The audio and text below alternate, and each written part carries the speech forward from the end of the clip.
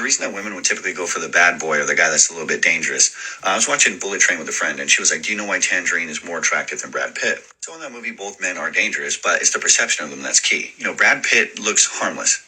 He's unconfident, he's uncertain, he kind of just wings it throughout the entire movie. He's giving off feminine vibes, he's crying, he's on the phone with his therapist, all this stuff. Okay, Tangerine, though, looks confident, capable, masculine, capable of violence, but he corrects it when he needs to. And this is the point. Men don't understand this because they're like, well, I don't understand why she didn't like me. I wanted her to see that I was harmless. And it's like, well, yes and no, because she wants to know that you're harmless to her, so that way she can feel, safe and protected and comfortable around you. But she doesn't give a fuck if other men view you as harmful. And this is why you as a man would go, why is that woman dating that guy? He looks dangerous. Exactly. That's what she wanted. Yep. She wanted you to know that the man that she was with was fucking dangerous to you. Mm-hmm. Because women know that. It's unfortunate, but they can't protect themselves effectively. To a certain degree, which I hate this, women look at men like they're dangerous. Mm-hmm. But they're going to choose to love a man, though, right? So they're going to pick a man that's dangerous to you. Because that shit will fend you off. And this is why women would typically go for a guy that's, taller because, he has that intimidation factor. Or, he's very muscular because he's strong as shit and you're intimidated by that. Or he's an MMA fighter, or he's a Marine, or he's a cop, or whatever. And sometimes he's even a criminal, he's strapped up, whatever. Women will go for that because they know at least that man loves me. For the most part, he's not a danger to me, but he's a danger to you because he loves me. And that is why women viewing you as a harmless man is a bad thing. Y'all, do you know how many times I've heard people say this take over and over again? And I'm like, nah, this is not why we like bad boys. He said it exactly perfect. This is exactly why we want tall men, strong men, things like that. But let me give you a little scoop on something. And another thing that I want to add about bad boys that I feel like he didn't add, but again, it's probably because, I've been with one, so I understand. Bad boys give you something that a lot of guys don't. They are very nonchalant. They don't care about a lot of things. So when they do, they show you they care a lot, but then pull away. And from a lot of women who have never been rejected in their life, that's going to be something you feed off of because you're not used to it. The toxicity that bad boys come with, it's like a drug to some women. And you can't get out of that. Look at Krishan. She's the perfect example. Women who get into stuff like that, it's like a chase. It's a cat and mouse game.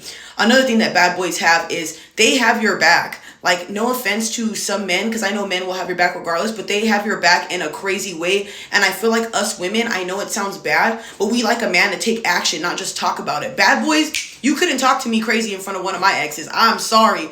But I know that's not good. I'm not trying to say that good guys are good. I'm just saying that that's what they come with. That's why women like it so much. Men, this all stuff is not for you guys to act like this. That's not what I'm saying. I said all the good things about, bad boys, but I want to say the cons to it. Stay away from them. You need to really rewire your brain. And I'm speaking to all the women. For a fact, our mind is naturally trained to look at men who are aggressive. We watch prison movies or things like that where we see that bad boy and we're all in love with it because of the way that they act. But we know damn well they're not good for us. You have to get to an age where you start rewiring your brain and understanding that it's not good for you, because us women, when we get with certain men, especially good women, I'm not just talking about any woman, you get with these type of men, you will be stuck with them because you don't understand what love is. And if you think that somebody being jealous, popping off on everybody is love, you are tripping. And like I said, that love will turn into trauma real fucking quick. It's trauma bonding. So you're so used to the ups and downs and roller coasters and him treating you one way, being nonchalant, loving you. So like I say, you might think this is fun and you might think this is all great, but by the time you end up getting to a certain age, you're going to ruin your livelihood. You're going to ruin your happiness. Why do you think you see so many women that are older that are, I'm not trying to be rude, that are bitter or that are upset or whatever because they wasted all their good youth on these young dudes who were crappy to them? So like I say, if you can get away from a bad boy and save yourself that trauma, bounce. Because the more trauma you suffer with the person, the more time you have to spend healing. And you don't want to be healing for fucking every single year you're done with a relationship. That is all your life. So like I say, these type of men bring you depression issues, anxiety. Your anxiety will be through the roof. You might even start drinking. You might even become toxic yourself.